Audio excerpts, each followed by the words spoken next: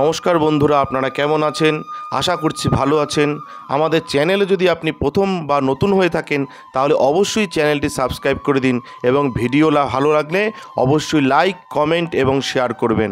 আজকে আপনাদের সাথে যেই ব্যাপারে আলোচনা করব তা হলো, আপনাদের বলবো যারা কুম্ভ রাশির জাতক জাতিকা রয়েছেন আপনাদের কেমন কাটবে এই সপ্তাহ, অর্থাৎ 15ই জুলাই থেকে 21শে জুলাই পর্যন্ত কেমন কাটতে চলেছে সেই ব্যাপারে একটা ধারণা দেব। আসুন জেনে নিই।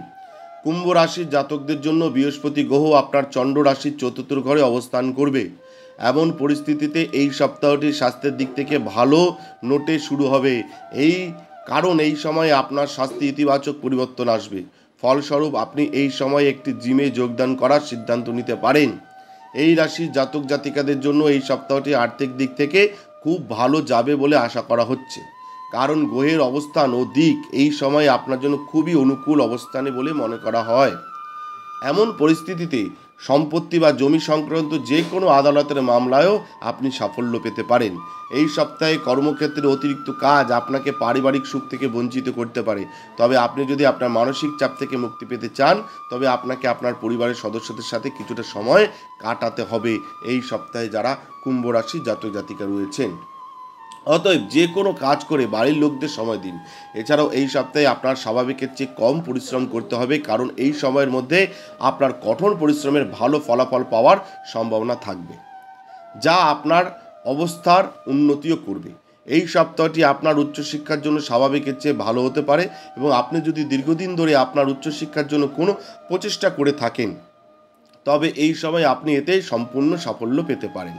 যাই হোক, এর জন্য আপনাকে আপনার ভবিষ্যৎ সম্পর্কে সতর্ক হতে হবে এবং তুচ্ছ বিষয়ে আপনার সময় নষ্ট করবেন না, এটা কিন্তু আপনাকে মাথায় রাখতে হবে যারা কুম্ভ রাশির জাতক জাতিকা রয়েছেন।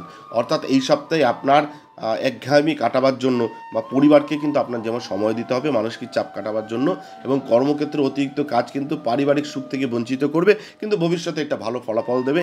আর এই যে বঞ্চিত করবে পারিবারিক সুখ থেকে সেটা কাটানোর জন্য পরিবারকেও আপনার সময় দিতে হবে, এটা কিন্তু মাথায় রাখতে হবে। এবং স্বাস্থ্যে ইতিবাচক পরিবর্তন আসছে এই সপ্তাহে এবং সম্পূর্ণ এই সময় উচ্চশিক্ষার ক্ষেত্রে সম্পূর্ণ সাফল্য পেতে পারেন এবং ভবিষ্যৎ সম্পর্কে সতর্ক হবেন, এটা কিন্তু মাথায় রাখতে হবে। অযথা সময় নষ্ট করবেন না। এটা বললাম আপনাদের সার্বিক ফলাফল। আপনাদের ব্যক্তিগত সমস্যা থাকলে স্ক্রিনে দেওয়া নম্বরে যোগাযোগ করতে পারেন। ধন্যবাদ, ভালো থাকবেন। জয় শিব শম্ভু, হর হর মহাদেব, ওম নমঃ শিবায়, জয় হরগুরির জয়, জয় সিদ্ধিদাত্রীর জয়, জয় কৃপাময়ী দয়াময়ী তারার জয়। আমাদের ভিডিও আপনাদের কেমন লাগছে? আশা করছি ভালো লাগছে।